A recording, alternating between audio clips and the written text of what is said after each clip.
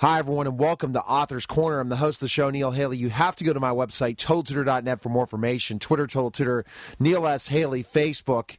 And a famed team, especially. I love always talking to Triumph book authors about specifically sports. Love Author's Corner, especially the new segment with Triumph Books. So I want to welcome to the program author Steve Springer, co-author of Laker Girl. Steve, how are you? Good. How are you doing? Doing fantastic. So tell our audience a little bit about your background, then we're going to get right to why you were asked to co-author the book.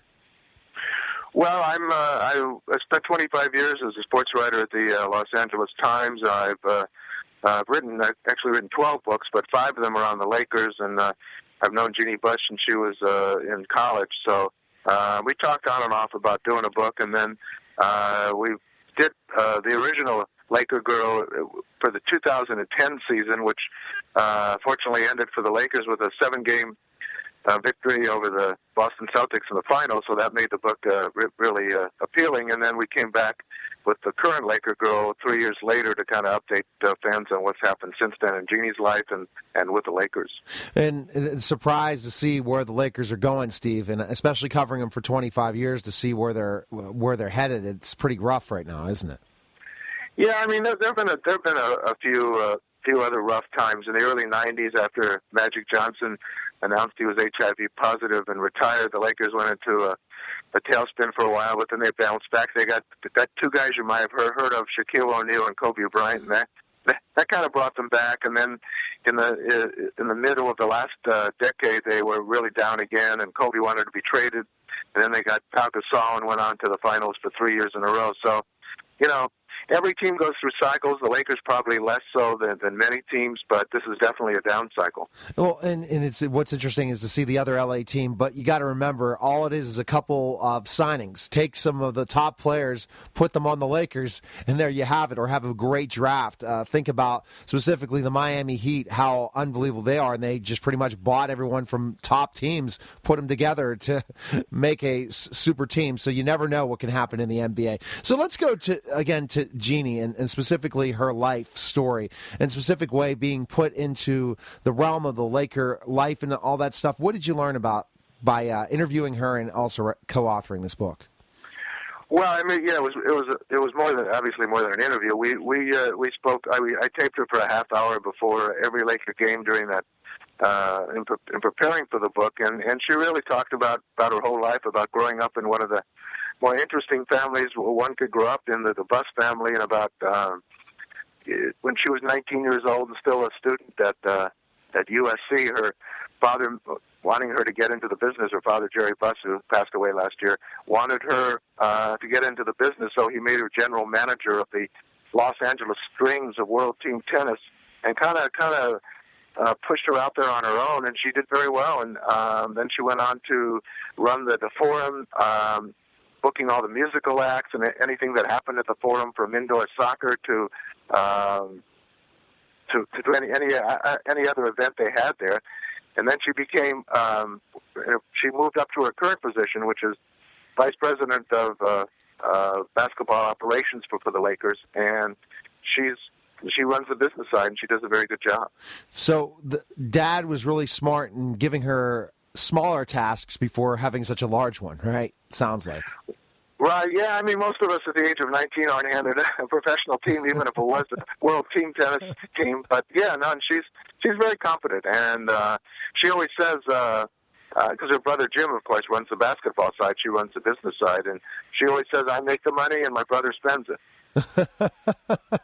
And what did you gather, because you've known her for a while, what did you gather about having the responsibility of being so involved in the Laker organization and being part of the Buss family, and seeing how she took that responsibility? A lot of kids of famous people, especially with wealth, decide, I'm going to go ahead and do something else, or I'm going to just live my life.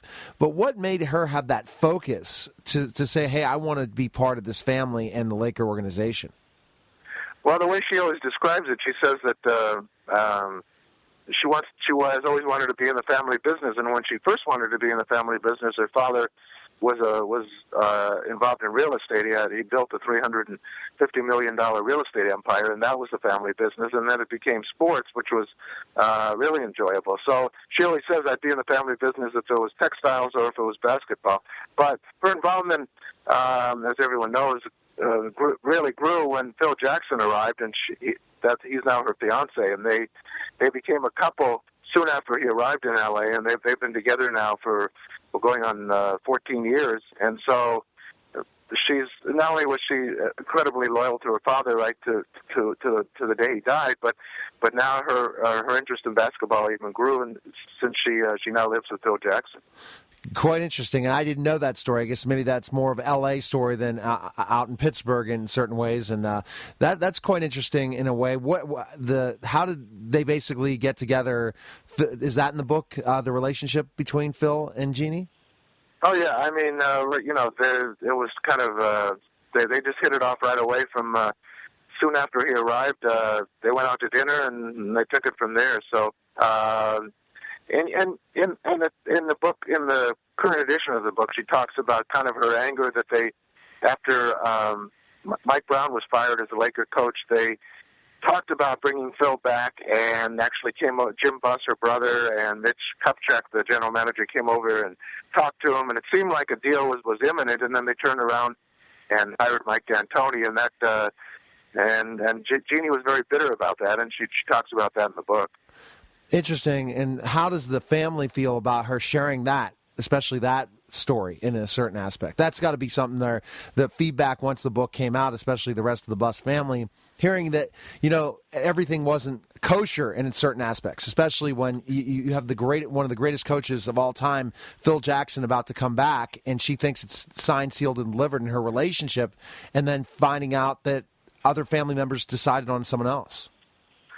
Well, it was not good, and since then, she and her brother Jim have issued a joint statement saying they're trying to work together and they want to put all this behind them. So, but when the book came out, it was kind of it was kind of awkward, and there was a lot of tension there.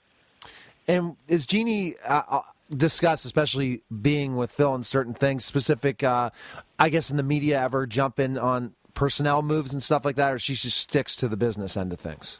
No, she'd be the first one. That was a great thing about her father too. The first thing he said, because I was covering the Lakers when he bought the team, and he said the important thing is that I know what I don't know.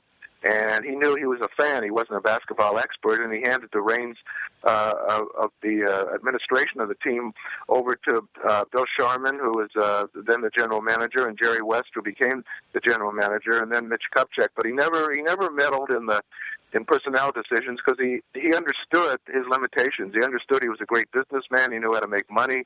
He created the Laker girls. He did all those things. But he knew he wasn't able to go out to a college campus and scout players and decide who was the best fit for the draft. And Jeannie's like that too. She doesn't ever profess to be a basketball expert or to understand the pieces that fit together to make a basketball team. Her whole thing is dealing with sponsors and broadcast rights and the courtside seats and activities at Staples Center. She doesn't mess with the basketball side. Although, except one exception was she feels she was smart enough to know that Phil Jackson was a good coach, and I don't think anybody's going to argue with that. We know Phil could definitely manage players and manage someone, especially like Kobe Bryant, in so many aspects. I was talking to an author about the Knicks a couple days ago, and I said, just imagine if Phil came to the Knicks and how that could change the attitudes of people like Carmelo Anthony and stuff like that. There are great coaches in the NBA that are able to really deal with huge egos and ultimately great players and get them to play team ball. And I'm sorry. I was going to say the thing that tells you that Phil Jackson is the ultimate in when it comes to handling players is that he got both Dennis Rodman and Metta World Peace to play for him. So it doesn't get any worse than that. And Phil figured out how to motivate both of those guys and get them to produce. What a fiasco that is! What was going on in North Korea, wasn't it? Oh my gosh! Yeah, it was. And one of my favorite players of all time, Charles Smith, was with Dennis. I never saw that YouTube, but that's sure definitely another time, Steve, for sure. What did you learn from that you did not know about Jeannie in writing, I guess, the second book in a certain way? I guess you were really surprised that she was sharing this anger or disappointment of not bringing back Phil. But what else did you learn about the person? Well, I just in relaying her whole life, just how she once went to Russia to try to convince the Russians to send a performing act to the Forum. How she traveled all over the world. Just a lot of the inside stuff about what goes on in the front office of a team. And of course, I was kind of surprised how open she was, and I give her credit for that. She didn't hold back on anything, and she was very candid. And anybody who has any doubts about her feelings for Phil Jackson will have those doubts after reading this book, because she makes it very, very clear her feelings about him and her feelings about his talent, and she's very protective of him. You would think that the winningest coach in basketball history, or the one who won the most championships, wouldn't need someone to protect them, but she's his number one defender, and she's very, very clear about that in the book. And would she ever allow him to go play, or not allow him, but would she ever say, hey, you can go ahead and coach another team, or you don't see that ever happening? I don't see Phil coaching again. He's 68 years old. He's been through a lot of health problems. I can see him not necessarily becoming a general manager, because I don't know that he even wants to do that anymore, but to be kind of a team guru, a team consultant, an official with a team that everybody else in the organization comes to for guidance. I can see that, but I don't think he's ever going to coach again. And we'll never know the specific meetings and all that stuff, but it's very interesting what Jeannie did and said in certain aspects. And in the book, does it also cover specifically how she handles certain situations involving business and contracts and different things? Is she on that end of things with budgeting and stuff like that, or more of the ins and outs? Oh yeah, no, she's pretty hands-on when there's a tribute at Staples Center, when there are awards to be handed out, when someone needs to be honored, when there are broadcast rights to be negotiated, when there are broadcasters to be picked, when there are new sponsors on board. The battle back a couple of years ago, when the Lakers were still on top, the battle among Hollywood celebrities to see who was going to sit where in the courtside seats was incredibly intense, and Jeannie has a great touch with that. And she always seems to satisfy all the celebs, and everybody seems to be happy with what they get and where they're sitting. So just dealing with all those big egos off the court, all the celebrities that want to come to a game, is a full-time job in and of itself. I'd like to ask a few questions from that, especially again with author Steve Springer, co-author of Laker Girl. And when we get back, we're going to learn more about Jeannie Buss, and I have a lot of interesting questions. You're listening to Author's Corner on the Total Education Network, and we'll be back in just a moment. We're back to Author's Corner on the Total Education Network. Again, TotalTutor.net for more information. Twitter, Total Tutor, Neil S. Haley. Facebook, LinkedIn, Neil Haley. And we're hearing about Jeannie Buss and co-author Steve Springer with us about Laker Girl. And what I'm gathering is she is a very organized person and literally has learned from the beginning at a young age how to run an organization. And I guess the ins and outs, because the Lakers are one of the most, I guess, worth most of any NBA team out there, and specifically everyone wants to be a Laker at one point in time, and the celebrities love going to the games. So quite a balance she has to deal with involving contracts and things like that, and also just continue to please the fan base and keep the brand growing. Yeah, I mean, once upon a time, years and years ago, but prior to really the Showtime Lakers of the 80s, the LA Dodgers own this town, but since the Showtime Lakers, since Magic arrived and Jerry Buss arrived, it's been a Laker town, and because of that, there's just the demand, the interest, the coverage is just amazing, and so Jeannie's constantly in demand to not only to run the business side of it, but also to go out and speak and to deal with the fans and to do whatever she can publicly to keep the interest alive, to represent the family at all sorts of activities that involve the Lakers, to do.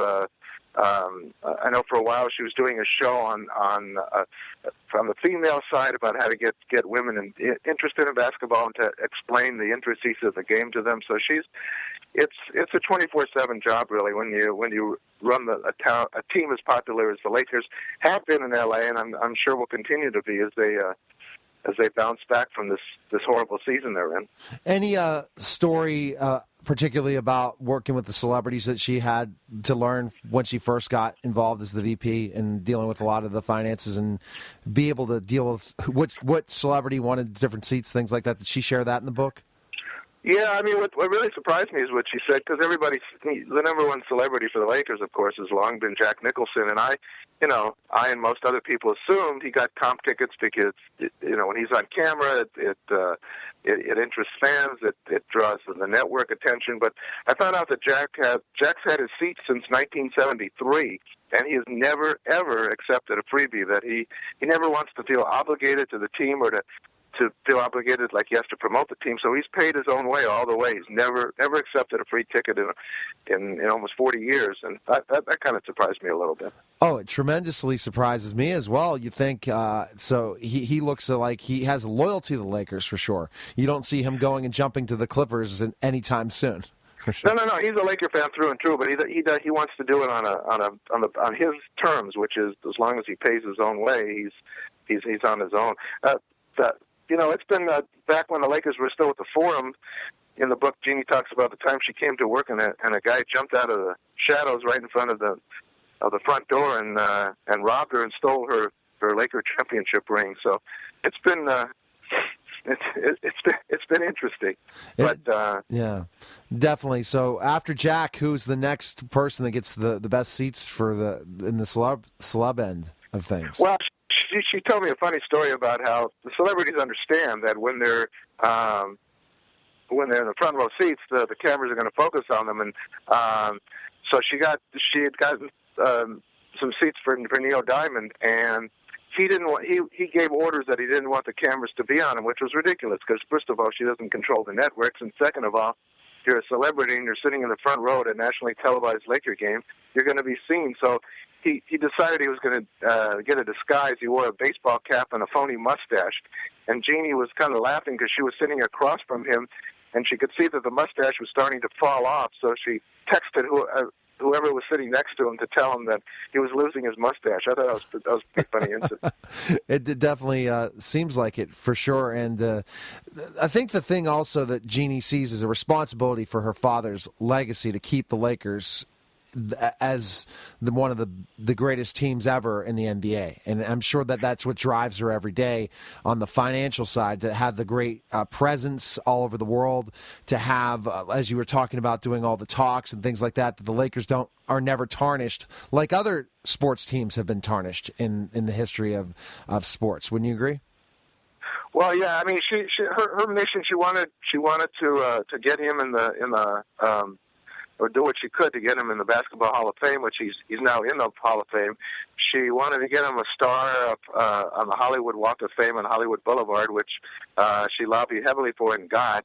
And the only thing she couldn't do, which obviously she can't control it, but her dream was to have the Boston Celtics have won 17 NBA titles. They're the all-time winner, and the Lakers have won 16, and she wanted to see him surpass the Celtics before he died, and that didn't happen. But other than that, she satisfied all the goals. Another thing while I'm talking to you that I realized is that she coordinated all the statues that are in front of Staples Center, Magic Johnson statue, Chick Hearn statue, and most recently Kareem Abdul-Jabbar statue, and that's another area she gets involved in terms of deciding who gets the statue and who's going to be the sculptor and where it's going to be situated and what it's going to look like. So that's another area. That's another thing she has her hand on. And being on the financial side, not making the basketball side, is she kind of hands-on VP in a way of really talking to the players at all?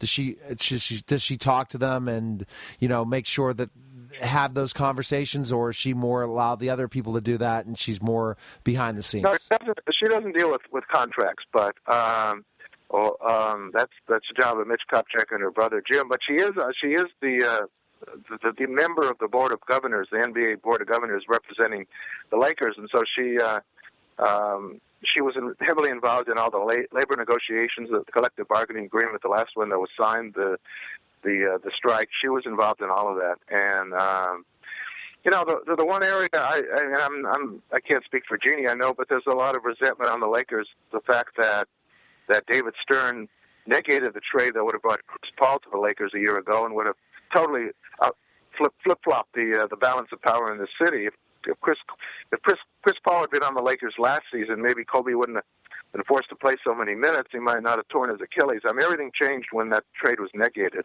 And I know that. And Jeannie told me that a lot of the smaller market owners are jealous of the Lakers, and when they were negotiating the collective bargaining agreement, they were trying to up the ante and the luxury tax and do what they could to make it more difficult for the powerhouse teams like the Lakers to grab all the great players or the Miami Heat.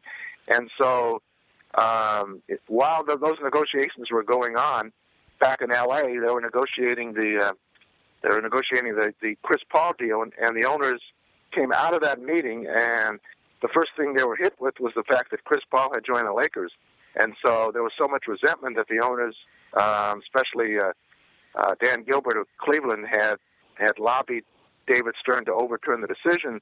And Jeannie says in the book, she talks about the fact that if the Lakers, it was just the fact that the owners had just complained and lodged all these complaints about the Lakers in drafting the collective bargaining agreement, and the first thing they hear is the Lakers got another player to keep their dynasty going. And so she said, I guess if we had waited a few weeks, maybe the reaction would have been different. So she talks all about that in the book, about the labor negotiations and about the negated Chris Paul trade. And I know, Steve, you've been checking out in the news really big time. Now they're kind of blaming everything on the ownership of the Lakers right now, why they're not winning. And you have talked historically about, and we talked about this at the beginning of the show, what would you do, Steve? And I'm putting you on the spot in a way of kind of bringing the Lakers back. What do you think? They need to bring in some new talent, sign some big people, or is it more looking at specifically enough getting Kobe back? What do you think? Well, it all starts and ends with Kobe, and I know Kobe very well, and I know his competitive spirit. I've never seen a player who will play hurt as much as he does, who will just deny the fact that he's injured, who will kind of shrug off injuries that would sideline someone else for 5 or 6 weeks.